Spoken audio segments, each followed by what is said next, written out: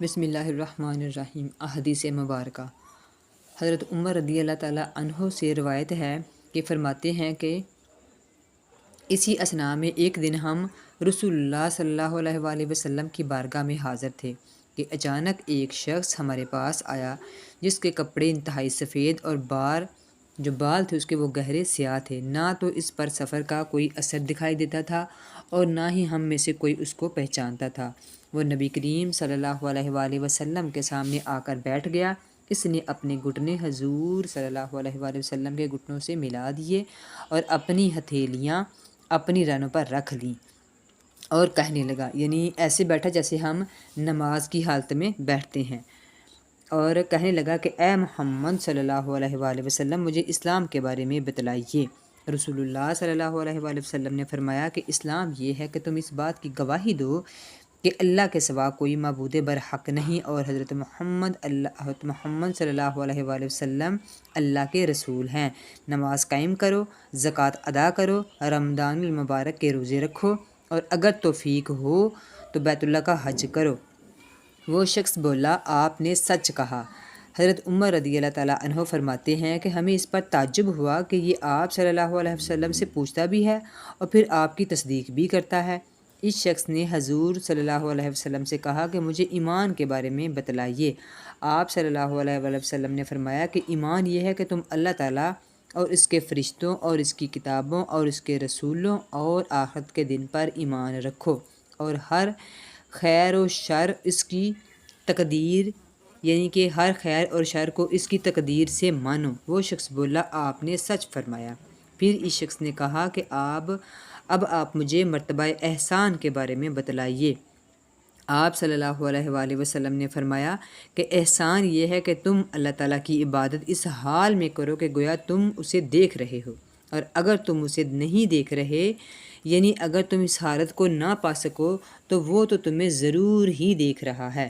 اس نے کہا کہ مجھے قیامت کے بارے میں بتلائیے۔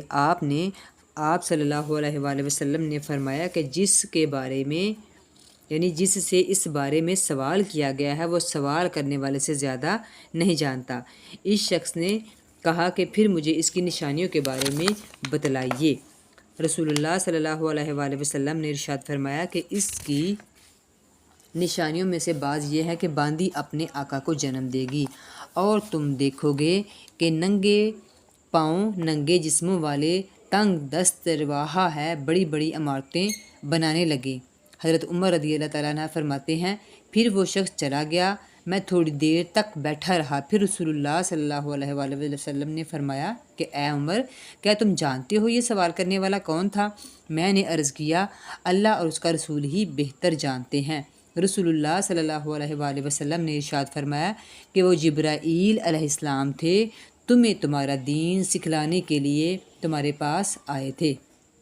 ٹھیک ہے، صحیح مسلم، صحیح بخاری، یعنی یہ احادیث مبارکہ صحیح مسلم اور صحیح بخاری میں موجود ہے، یعنی ان دونوں نے اس کو روایت کیا ہے۔ یعنی اس سے ہمیں یہ پتہ چلتا ہے، یہ آقا صلی اللہ علیہ وآلہ وسلم کی حدیث مبارکہ آپ نے سنی تو اس سے پتہ یہ چلا کہ چونکہ جبرائیل علیہ السلام جو اتنی بڑی ہستی اور اتنے مقرب فرشتے ہیں، وہ بھی جب آقا صلی اللہ علیہ وسلم کی بارگاہ میں حاضر ہوئے تو ایسے ادب و احترام کے ساتھ بیٹھے، ایسے قرینے، ایسی ادب ہمیں سکھا گئے کہ جس کی وجہ سے ایک انسان جو ہے اس کو جب چونکہ اب ہم آقا صلی اللہ علیہ وسلم کی بارگاہ میں جب حاضر ہوتے ہیں، جب ان کے روزے مبارک پر اللہ کرے ہم سب حاضر ہوں، ہمیں سب کو ان کی حاضری، ان کی یعنی کہ روزے کی زیادہ نصیب ہو تو ہم جائیں، تو ہم ایسے باادب طریقے کے ساتھ، جیسے انسان نماز کی حالت میں بیٹھتا ہے تو ویسے ہی باادب طریقے کے ساتھ آقا صلی اللہ علیہ وسلم کی بارگاہ میں حاضر ہونا ہے۔ ٹھیک ہے، تو احادیث مبارکہ کا سنا کریں، ان کو اپنی زندگیوں میں شامل کیا کیجیے،